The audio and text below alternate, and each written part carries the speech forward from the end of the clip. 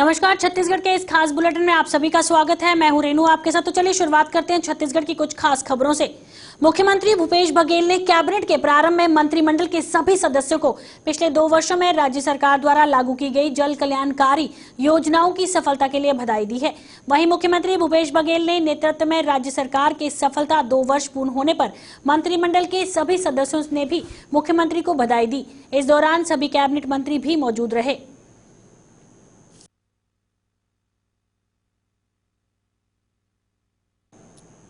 मुख्यमंत्री भूपेश बघेल की अध्यक्षता में आज यहां उनके निवास कार्यालय में मंत्रिपरिषद की बैठक आयोजित की गई। बैठक में कई महत्वपूर्ण निर्णय लिए गए। सरकार ने राज्य के निर्माण कार्यों में ठेकों में एकत्रित पंजीकृत व्यवस्था में संशोधन हुआ है, जिसके तहत अब ई श्रेणी के मापदंड में संशोधन का निर्णय लिया गया। इसके अलावा भूपेश कैबिनेट ने कई और बड़े फैसले लिए हैं।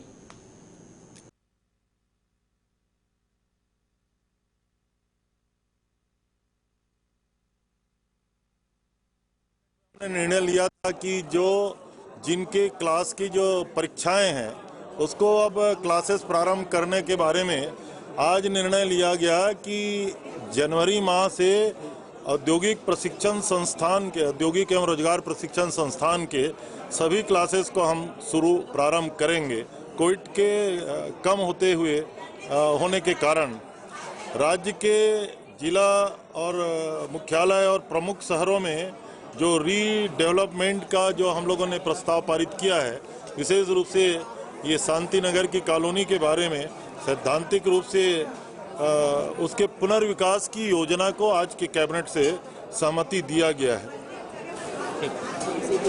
और एक आतिकात और जरूरी है, Chhattisgarh road and infrastructure development corporation, हम लोगों ने इसमें जो कुछ कार्यों की स्वीकृति दी है तो रोड डेवलपमेंट कारपोरेशन को अधिकृत किया गया है कि वो उसके लिए आवश्यक ऋण उपलब्ध भी कराएं और तत्काल स्वयं होकर के निर्माण कार्यों को प्रारंभ करें।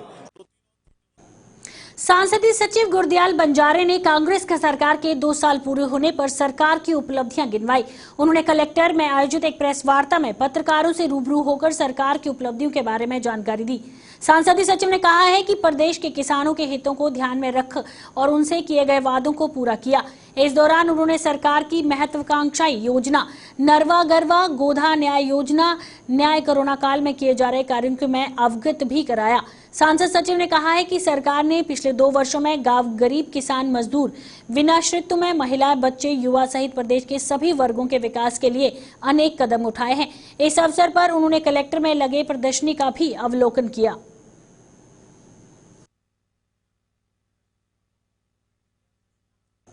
छत्तीसगढ़ प्रदेश के सांसदीय सचिव व मोहल महानपुर विधायक इंद्र शाह मंडावी ने आज न्यूज सर्किट हाउस में राज्य सरकार के 2 साल पूर्ण होने के अवसर पर भूपेश बघेल सरकार की उपलब्धियों को बताया। इस दौरान उन्होंने कहा है कि प्रदेश की जनता से किए गए वादे पर हमारी सरकार पहले दिन से ही अमल शुरू कर दिया गया था। शपथ ग्रहण के तत्काल बाद ही किसानों के कर्ज माफी और 2500 रुपए में धान खरीद के निर्णय लिया गया। राज्य सरकार ने पिछले 2 वर्षों में गांव गरीब किसान मजदूर वनक्षेत्रों महिलाओं बच्चों युवाओं सहित प्रदेश के सभी वर्गों के विकास के लिए कदम उठाए हैं। प्रदेश में नई सरकार बनाने के बाद पिछले 2 वर्षों में छत्तीसगढ़ राज्य का बहुमुखी विकास हो रहा है। गांव के लिए मनरेगा में अब तक 27 लाख परिवारों के करीब 51 लाख श्रमिकों को काम दिया गया है। बेमेतरा में प्रेस वार्ता 2 साल पूरने के अवसर पर रखा गया है। क्या उद्देश्य दे रहे हैं? उद्देश्य वही है, कांग्रेस की सरकार भूपेश बघेल जी के नेतृत्व में आई है, उसके बाद हम लोग क्या क्या किए हैं वो जन जन आप लोग मेन हैं, जन जन तक पहुंचाने की जो जिम्मेदारी है आप लोग निभाएंगे, विश्वास के साथ किया गया है। महत्वपूर्ण योजना कौन से बनाई गई है? महत्वपूर्ण योजना में एक नारा दिए थे, छत्तीसगढ़ की 4 चिन्हारी नरवा गरवा घुरवा बादी पहला बचाना है संगोजा, जिसमें सबसे पहले जो नरवा है, हर गांव में नरवा गरवा घुरवा बाड़ी सभी है, तो नरवा जिस गांव में भी नरवा है उस नरवा को हम लोग एनीकट बनाएंगे, स्टाफ डैम बनाएंगे। उसके बाद उसके बनाने से वहाँ का जल स्तर बढ़ेगा और किसान है, किसानों के हित में सिंचाई का काम आएगा। ये मुख्य उद्देश्य है। दूसरा, गौठान गौठान जो गरवा गांव में खिड़खड़ान के रूप में पहले प्रदर्शित करते थे, उस गौठान को सरगुजा जिले के ग्राम बबोली में एक किसान ने जहर खाकर जान दी थी, जिसको लेकर प्रदेश के विधानसभा नेता प्रतिपक्ष धर्मलाल कौशिक ने मृतक के घर पहुंचकर उनके परिवार के लिए संवेदना व्यक्त की और आर्थिक सहायता राशि भी दी। दरअसल परिजनों का आरोप था कि कर्ज के अभाव में किसान ने आत्महत्या की है। हालांकि प्रशासन का अपना एक अलग ही दलील देखने को मिला था। इस मामले में भाजपा के पूर्व मंत्रिमंडल डॉक्टर रमन सिंह, संगठन मंत्री पवन साय और विधानसभा नेता प्रतिपक्ष धर्मलाल कौशिक ने 5 सदस्यों की एक जांच कमेटी बनाई थी, जिसमें जांच कमेटी की रिपोर्ट के बाद नेता प्रतिपक्ष धर्मलाल कौशिक मृतक किसान के घर ग्राम बबोली पहुंचे और परिजनों से चर्चा के बाद मीडिया में चर्चित करते हुए बताया कि किसान कर्ज से परेशान होकर आत्महत्या की है। प्रदेश में किसानों के द्वारा आत्महत्या को लेकर विधानसभा में भी प्रश्न उठने की बात नेता प्रतिपक्ष ने कही है।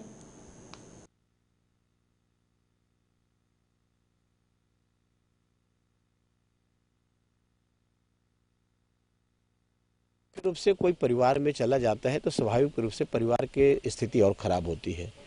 ऐसे परिवारों के बीच में जाकर के मिलकर के कम से कम उनको सांत्वना प्रदान करें और आने वाले समय में जो कठिनाइयां हैं उन कठिनाइयों को सरकार तक ले जाएं। आने के बाद में ये पता लगा कि जिस प्रकार से उनके ऊपर कर्जा का बोझ है, 2 साल का ट्रैक्टर का उनका कर्जा नहीं पटा है, लगातार बैंक के द्वारा उनको नोटिस दी जा रही है। यहाँ पर प्रधानमंत्री आवास का पैसा मिला था, उसमें 22,000 रुपये जो एक बोर के लिए उन्होंने लिया था, उसके लिए उन्होंने कटौती कर दी। उसको लेकर के वो परेशान रहे। परिवार के पालन पोषण को लेकर के चिंता रहे। यहाँ पर कोई काम धाम नहीं चल रहा है और अभी यहाँ पर प्रारंभ किया गया घटना के बाद में। इसके साथ ही साथ में इस बार फसल की स्थिति भी खराब उनकी रही है। इन तमाम बातों को लेकर के वो बहुत दुखी रहे और दुखी होने के कारण में उनको ऐसा लगा कि आखिर परिवार का पालन पोषण कैसे करूंगा, कर्जों के कैसे छूटूंगा, और इसके कारण में उन्होंने आत्महत्या कर लिया, जहर का सेवन कर लिया। तो ऐसे परिवार से मिलने के लिए और इस परिवार को न्याय मिले, इसके लिए हम लोग यहाँ तक आए हैं और आकर के हम लोग पूरा प्रयास करेंगे कि परिवार को। बेमतरा में कोरोना संक्रमण की रफ्तार पर जरूर रोक लगा है, परंतु मौत का आंकड़ा अब रोक से लगने से समय सारे नाकाम साबित हो रहे हैं। अब एक नई मुसीबत आन खड़ी हुई है।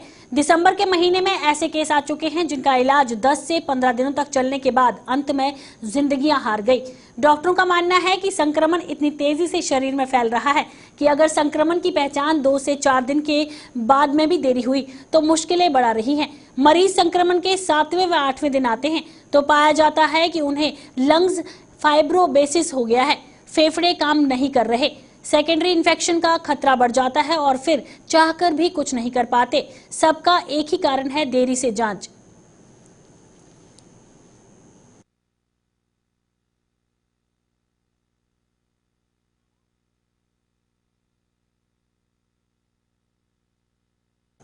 जांजगीर जिला के पामगढ़ में कर्ज में डूबे एक किसान ने मोबाइल टावर से छलांग लगाकर जिसने उसकी मौके पर ही मौत हो गई।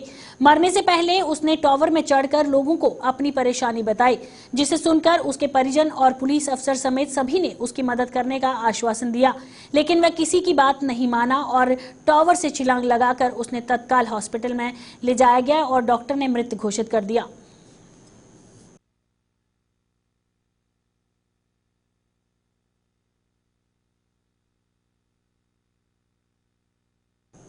केंद्र सरकार द्वारा पारित कृषि बिल को लेकर स्थानीय क्षेत्र में सुनील सोनी ने आज भाजपा कार्यालय बलोद बाजार में प्रेस कॉन्फ्रेंस की।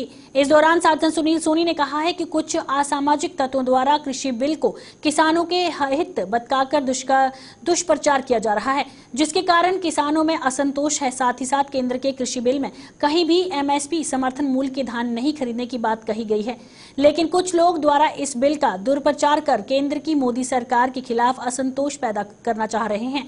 प्रेस कॉन्फ्रेंस के दौरान सांसद सुनील सोनी के साथ भाजपा जिला अध्यक्ष सनम जांगड़े, नगर पालिका अध्यक्ष चितावर जयसलवाल, वरिष्ठ भाजपा कार्यकर्ता धनंजय साहू के साथ महिला मोर्चा की नीलम सोनी मौजूद रही।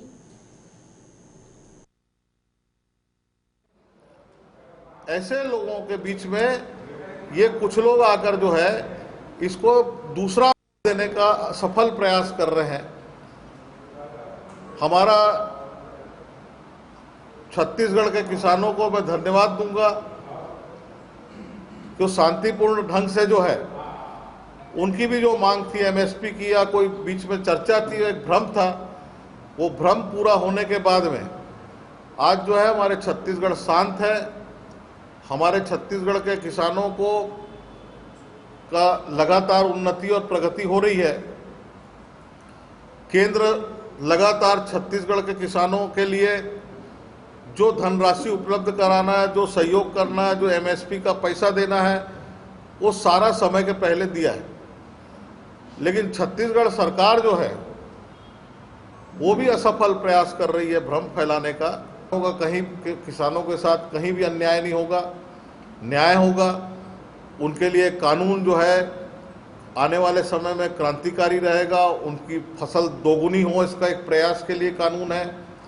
वर्तमान में समय में 1.5 गुना हुई है। पिछले ही कालखंड के अंदर में धान में सीधा 200 रुपये एमएसपी बढ़ा।